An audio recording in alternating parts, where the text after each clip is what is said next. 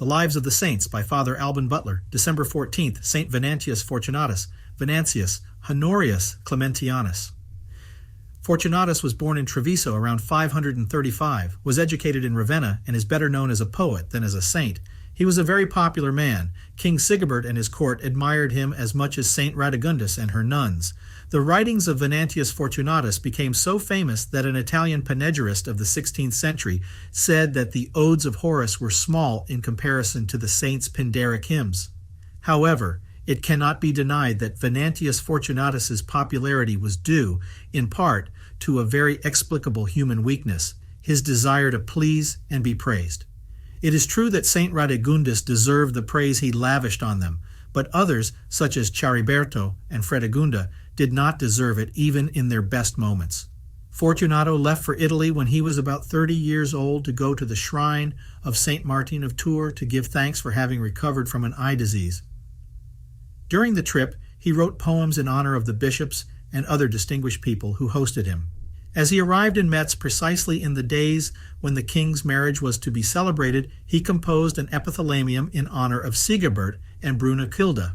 In Paris, he was particularly struck by the diligence with which the clergy sang the divine office. From Tours, he went to Poitiers. There he settled and was ordained to the priesthood. From that time dates the friendship that united him all his life with Radegundis, Abbess Agnes, and the Sisters of the Holy Cross, of whom he was a sort of factotum and unofficial protector. Venancio, Radegundis, and Inez had an extensive correspondence in which poems were interspersed. Many of these letters have been lost. The friendship that united them was intimate enough to be joyful and serious enough to be fruitful.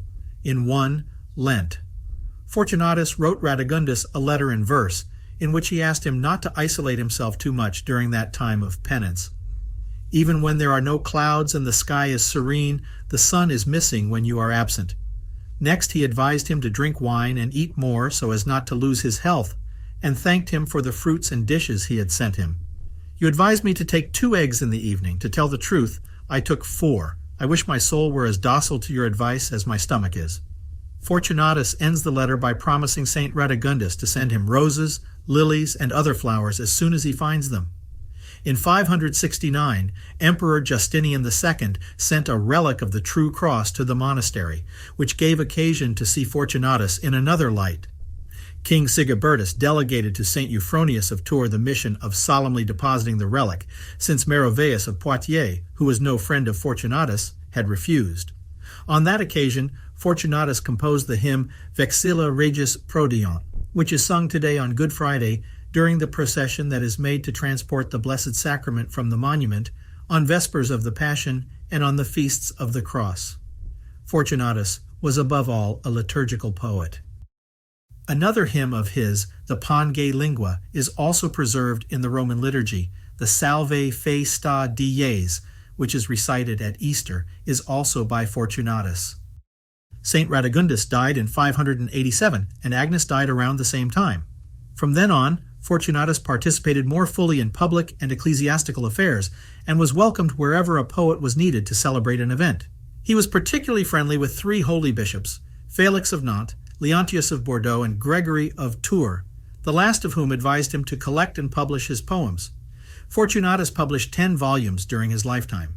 Among his most serious works are biographies of Saint Martin, Saint Radegundis, and other saints. Around 600 he was elected Bishop of Poitiers, but his rule was very brief. Venantius Fortunatus was particularly sensitive, not to say morbidly sensitive, to the sorrows and difficulties of women, as can be seen from the lines he wrote to Abbess Agnes on virginity, as well as from other passages in his works. But that same sensitivity enabled him to appreciate, as few others did, the role of Christian life and thought in Merovingian Gaul, since many of the leading figures of the time were women. Venantius Fortunatus is generally regarded as an illustrious character, a good poet, and a great bishop. But not all authors are so benevolent, for there has been no lack of adverse critics who accuse him of having exaggerated tact and prudence to the point of turning them into pusillanimity and sweetness, and of having been guided by the principle that one had to enjoy life as much as possible.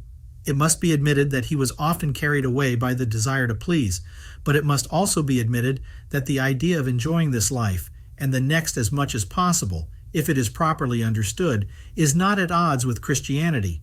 There is no state of life in which holiness is impossible. Saint Venantius Fortunatus was a very learned Roman knight, of refined tastes and unsympathetic life. His name does not appear in the Roman martyrology, but his feast is celebrated in several dioceses of France and Italy.